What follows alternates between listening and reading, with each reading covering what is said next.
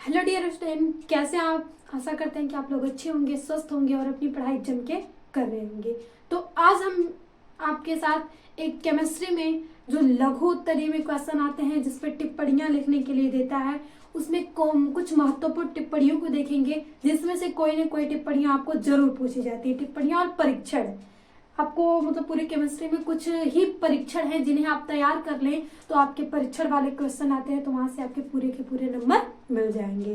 तो आपका बहुत बहुत स्वागत है आपके अपने चैनल सक्सेस दृष्टि पे। अगर आप चैनल पे नए हैं तो प्लीज चैनल को लाइक शेयर सब्सक्राइब कर लीजिएगा और बेल आइकन को भी दबा लीजिएगा जिसके कारण आपको हर क्लास की नोटिफिकेशन मिल सके टाइमली। तो आज हम देखते हैं किन किन पे बहुत सारे जो लघु उत्तरीय क्वेश्चन है उन्हें देखेंगे और ये बहुत ही महत्वपूर्ण सेशन है। प्लीज अपने दोस्तों को भी जरूर शेयर करिएगा कि उनके भी जो है अगर वो कमजोर है पढ़ने में तो इन चीजों को पढ़ के वो एक अच्छा स्कोर कर सके। तो सबसे पहले हम बात करें तो देखेंगे ल्यूकास परीक्षण पे संक्षिप्त टिप्पणी लिखिए कि ल्यूकास परीक्षण होता क्या है। पहले इसमें क्या किया जाता है और ये किसके लिए है, ये परीक्षण किसके लिए किया जाता है। तो आपको ल्यूकास वर्ड तो याद होगा ना कि ल्यूकास किसे कहा जाता है। अगर आपने पढ़ा हो तो, और नहीं पढ़े तो यहाँ जान ही लेंगे। तो क्वेश्चन फर्स्ट अगर हम देखें तो ये है क्वेश्चन फर्स्ट।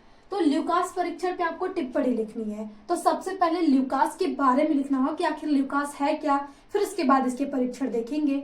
तो जब भी निर्जल यहाँ से ZnCl2 व सांद्र HCl का मिश्रण जो निर्जल ZnCl2 और प्लस HCl होता है उसके मिश्रण को ही हम कहते हैं ल्यूकास अभिकर्मक। और इसका परीक्षण हम एल्कोहलों में करते हैं कि एल्कोहल 1 डिग्री है, 2 डिग्री है या 3 डिग्री है। हम ये कैसे जानेंगे तो ल्यूकास परीक्षण द्वारा हम जान सकते हैं कि हाँ ये जो एल्कोहल दिया आपने वो 1 डिग्री है, वो 2 डिग्री है और वो 3 डिग्री है। अब डिग्री तो आती होगी आपको, अगर नहीं आती तो देख लीजिए।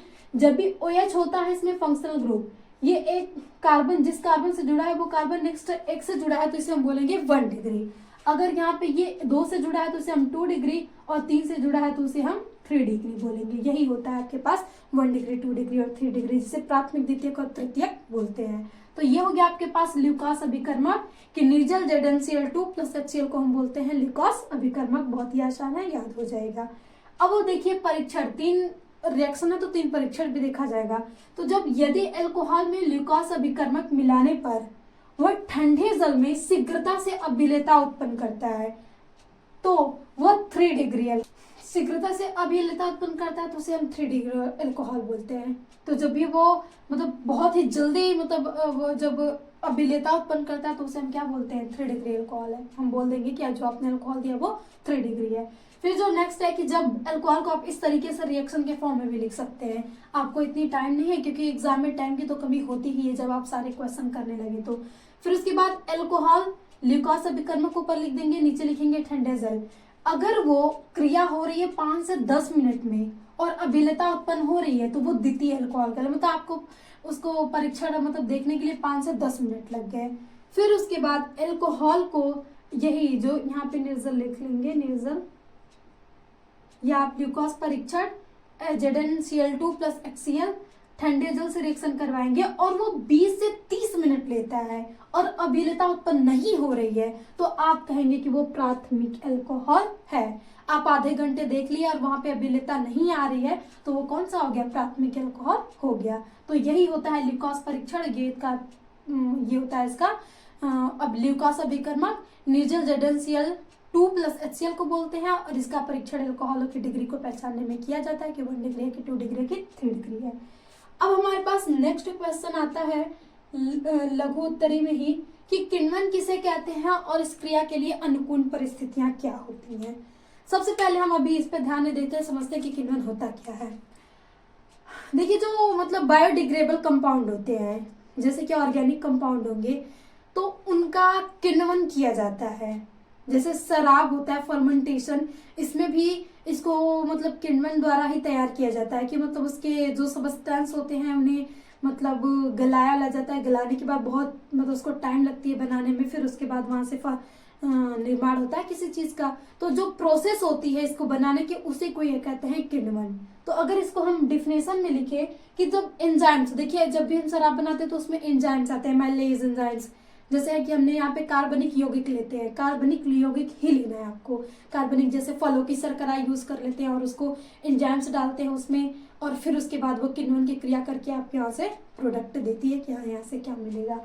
तो वैसे ही एंजाइम्स के द्वारा जटिल कार्बनिक यौगिकों का सरल कार्बनिक, वो जो जटिल कार्बनिक है उसको सरल कार्बनिक यौगिकों में अपघटन करना ही किण्वन कहलाता है। कि जितने भी ये मतलब बहुत सारे कॉम्प्लिकेटेड ऑर्गेनिक कंपाउंड थे जो उनको एंजाइम्स की सहायता से हमने सरल ऑर्गेनिक कंपाउंड में बना लिया, तो ये जो विधि थी इसको चेंज करने में, उसी को हम बोलते हैं किण्वन।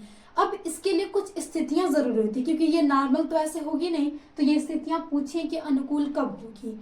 तो इसमें कार्बनिक यौगिक का जो विलयन हो तनु होना चाहिए। अब बताइए, एक तो हम जटिल ले रहे हैं और ऊपर से बहुत ढेर सारा सांद्र ले ले, तो वहां पे एंजाइम्स जल्दी वर्क नहीं कर पाएंगे, तो वो जल्दी से होगा ही नहीं। तो जब वो परिस्थितियां अनुकूल कौन सी होंगी, पहली, कि जो कार्बनिक यौगिक का विलयन है वो तनु होना चाहिए। फिर जो दूसरी देखें तो आप रूम टेम्परेचर पे आप करवा सकते हैं इसको।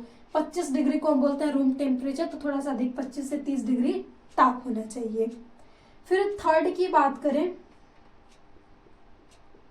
तो वायु का संचार आवश्यक है, बहुत ही जरूरी है कि उसमें वायु का संचार हो, क्योंकि वायु नहीं जाएगी तब तक वो बीओडी की डिमांड होती है ना इसको चेंज करने के लिए, तो जब तक बीओडी की डिमांड पूरी नहीं होगी तब तक ये जो क्रिया है वो होगी नहीं। बायोलॉजिकल ऑक्सीजन डिमांड होती है, तो जब तक वायु नहीं जाएगी तो ऑक्सीजन नहीं मिलेगा, तो ये क्रिया नहीं होगी। और विलयन में एंजाइम्स आती कहाँ से, तो वहां पे कुछ जीवाणु भी प्रयोग किए जाते हैं। तो एंजाइम्स देखिए वर्क करती है मतलब न्यूट्रल फॉर्म में, कि ना ही तो वहां पे अधिक अम्लीय हो ना ही तो वहां पे अधिक क्षारीय हो।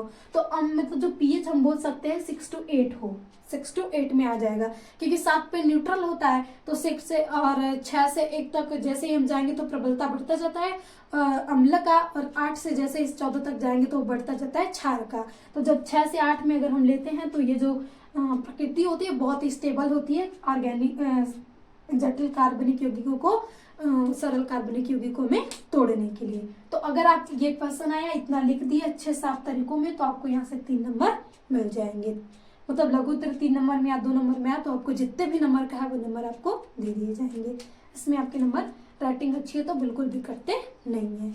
तो ये था 2 क्वेश्चन। अभी हम और देखते हैं अब इसके आगे कि हम फेलिंग किसे कहते हैं, टॉलन किसे कहते हैं, फिर हम देखेंगे प्रोटीन का विकृतीकरण क्या होता है।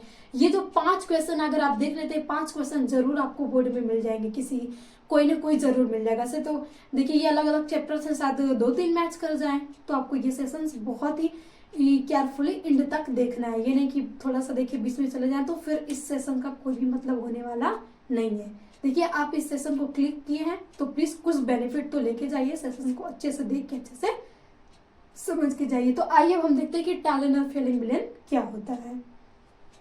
तब तक के लिए आप स्क्रीनशॉट इसका ले लीजिए।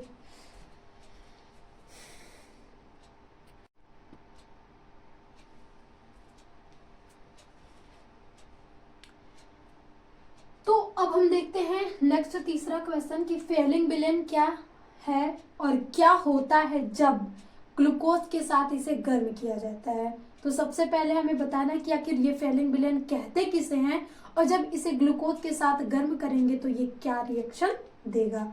तो आइए सबसे पहले हमने डिफिनेशन क्या लिखा है यहाँ पे आंसर में, उसे देखते हैं। तो फेलिंग विलेन CuO क्यूप्रस ऑक्साइड का एक रासायनिक अभिकर्मक है, एक रासायनिक अभिकर्मक है जो जल में विलेय कार्बोहाइड्रेट के लिए परीक्षण के रूप में प्रयोग किया जाता है। मतलब जल में जो कार्बोहाइड्रेट विलेय होता है उस मतलब हमें पता करना है कि इसमें इस जल में कार्बोहाइड्रेट है कि नहीं है, तो हम इसमें फेलिंग विलेन डालेंगे। और फेलिंग विलेन क्या है, CuO कर यही है, इसको हम डालेंगे तो वहां से हम पता कर लेंगे कि यहाँ पे कार्बोहाइड्रेट है। फिर इसके बाद जब हम इसे ग्लूकोज, ये ग्लूकोज का फार्मूला हमने लिख दिया C6H12O6 के साथ गर्म किया जाता है तो ग्लूकोनिक अम्ल तथा क्यूप्रस ऑक्साइड का लाल अवक्षेप प्राप्त होता है। अब यहाँ पे रिएक्शन आपको ग्लूकोज की रिएक्शन करवानी है, तो ग्लूकोज का सिंपली फार्मूला होता है C3OH4 C2OH और ऊपर CHO, ये हो गया ग्लूकोज का फार्मूला। इसकी रिएक्शन आपको करवानी है CuO और इसी को बोलते हैं फेलिंग विलेन।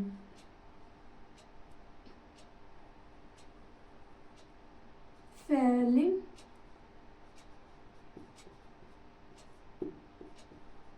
विलयन। अब इसकी रिएक्शन आप करवाएंगे मतलब गर्म करके। तो जब आप इसे गर्म करवाते हैं तो ये जो ग्लूकोज था वो ग्लूकोनिक अम्ल में बदल जाएगा, और ग्लूकोनिक अम्ल का जो फार्मूला होता है, सॉरी यहाँ पे भी 3 नहीं रहेगा, बंद कंप्लीट हो जाएंगे ना इसके यहीं से, CHOH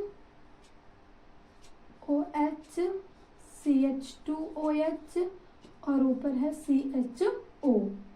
यहाँ पे CHO हट के यहाँ पे जुड़ जाता है C डबल बॉन्ड O, तो ये ग्लूकोज ना हो के इसे हम बोलते हैं ग्लूकोनिक अम्ल।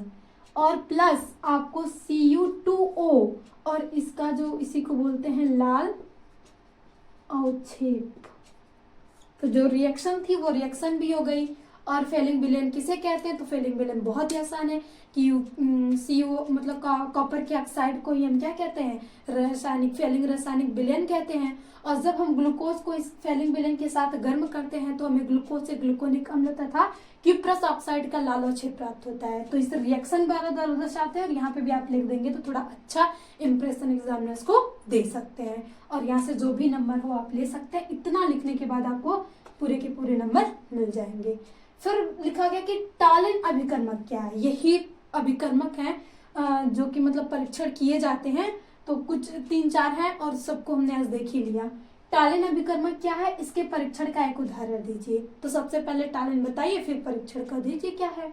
तो सबसे पहले जो हम इसको बोले आंसर में, तो सिल्वर नाइट्रेट तथा अमोनियम हाइड्रोक्साइड यानी AgNO3 + NH4OH को ही हम क्या बोलते हैं, टालिन अभिकर्मक बोलते हैं। जैसे कि यहाँ पे ब्रैकेट में लिखा गया है, और हिंदी में लिखे तो इसको हम सिल्वर नाइट्रेट बोलते हैं और इसको अमोनियम हाइड्रोक्साइड बोलते हैं। ये हो गया इस टालिन का नाम। अब टालिन अभिकर्मक एल्डिहाइड से क्रिया करके रजत दर्पण बनाता है, और इसके द्वारा एल्डिहाइड समूह की पुष्टि भी हो जाती है कि हाँ इसमें एल्डिहाइड समूह उपस्थित है। तो एक रिएक्शन देना है तो आप एक एल्डिहाइड की रिएक्शन ले लीजिए कि एक CHO की रिएक्शन आप एल्डिहाइड से क्रिया करके रजत दर्पण बनाता है। आप यहाँ से 2AgO ले लीजिए, और इसकी रिएक्शन टालिन अभिकर्मक, जब आप टालिन अभिकर्मक से करवाएंगे तो यहाँ पे आपके प्राप्त होता है CH3COOH + 2Ag, और इसी को बोलते हैं रजत दर्पण। ऊपर लिखते हैं रजत दर्पण। तो इसमें एल्डिहाइड की पुष्टि भी हो जाती है और एक अभिक्रिया भी आप द्वारा देते हैं। और बना क्या यहाँ से, तो यहाँ से रजत दर्पण प्राप्त होता है एल्डिहाइड अभिकर्मक। तो जब भी आप एल्डिहाइड की क्रिया 2AgO से करवाते हैं तो आपको 2Ag यहाँ पे मिल जाता है, और ये जाके रिएक्शन वहाँ पे होती है। और टालिन अभिकर्मक याद, सबसे पहले हमने क्या पढ़ा, ल्यूकोस। तो Zn निर्जल ZnCl2 + HCl को ल्यूकोस परीक्षण बोलते हैं।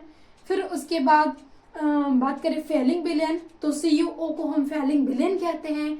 फिर बात करें टालिन अभिकर्मक क्या है, तो AgNO3 + NH4OH को हम क्या बोलते हैं, टालिन अभिकर्मक कहते हैं। इतने परीक्षण आप तैयार कर लीजिए, इसमें से कोई ना कोई परीक्षण आपसे जरूर पूछा जाएगा और आप यहाँ से अच्छे से लिख सकते हैं। तो आई होप आपको ये परीक्षण समझ में आया हो। अब नेक्स्ट हम एक बहुत ही इंपॉर्टेंट क्वेश्चन कई सालों पूछा गया कि प्रोटीन का विकृतीकरण किसे कहते हैं, तो उसे हम देख लेते हैं, फिर सेशन का एंड करते हैं। तो प्लीज इसका स्क्रीनशॉट ले लीजिए आप।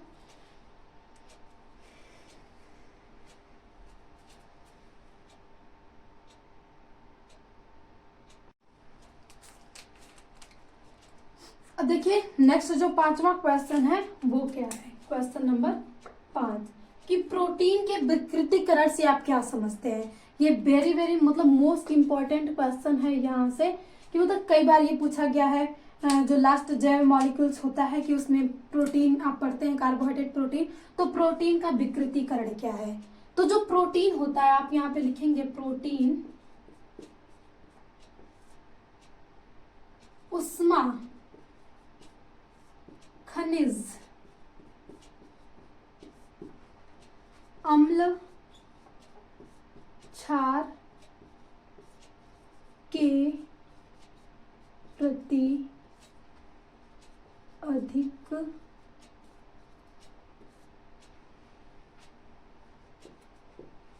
संवेदनशील होता है, संवेदनशील होता है। अब संवेदनशील का मतलब तो पता होगा कि मतलब प्रोटीन्स होता है, मतलब जैसे वो जब उसे गर्म किया जाए या तो अम्ल क्षार के संपर्क में वो क्रिया करे तो ये बहुत ज्यादा उसके प्रति रिएक्ट हो जाएगा, कुछ क्रिया कर देगा जिसके कारण मतलब इसमें कुछ परिवर्तन आ जाता है और उसी परिवर्तन को हम बोलते हैं विकृतीकरण। तो ये इसके प्रति बहुत क्रियाशीलता है। तो अब हम यहाँ पे लिखेंगे कि जब प्रोटीन को गर्म करें या अम्ल क्षार युक्त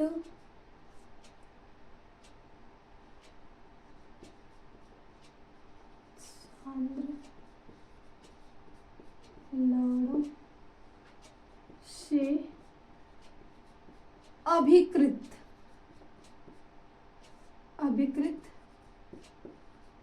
किया जाए तो प्रोटीन का स्कंदन या अवक्षेपण हो जाता है, अवक्षेपण हो जाता है। और इस प्रक्रिया को ही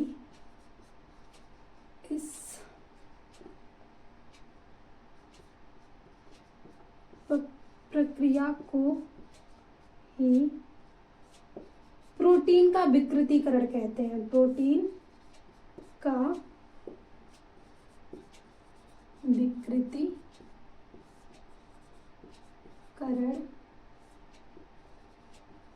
कहते हैं। टिप्पणी लिखने के लिए आता है तो आप इतना उसमें लिख सकते हैं, लेकिन इसके आगे और भी चीजें लिखना होगा क्योंकि प्रोटीन की भी जो संरचना होती है वो 3 होती है, प्राथमिक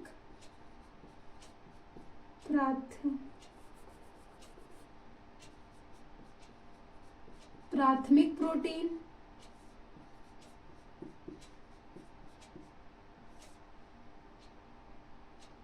या आप लिख लीजिए प्रोटीन की संरचना जो थी वो 3 प्रकार की होती है, प्राथमिक,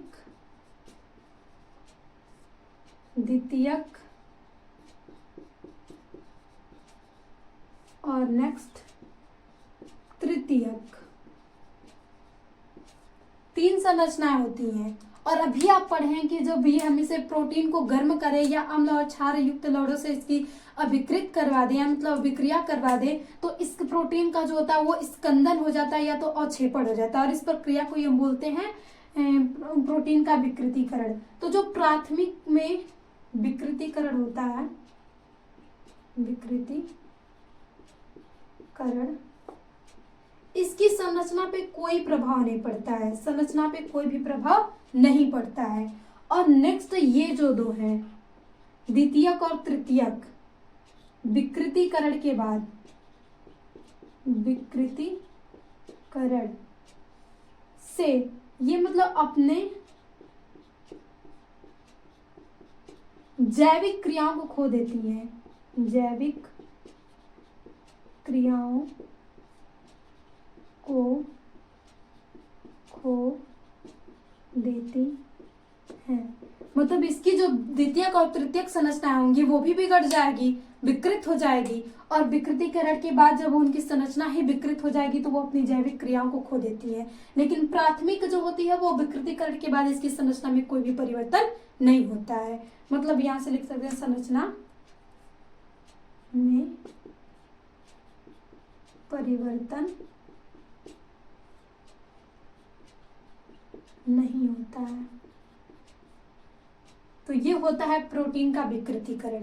कभी कभी ऐसे हमें नहीं पता रहता तो कुछ भी बना के लिख देते हैं जिसके कारण हमें नंबर नहीं मिलते हैं और हम कहते हैं हम तो लिख के चले आए थे और हमें नंबर क्यों नहीं मिले। तो भाई एग्जैक्ट आंसर लिखेंगे तभी तो नंबर मिलेंगे।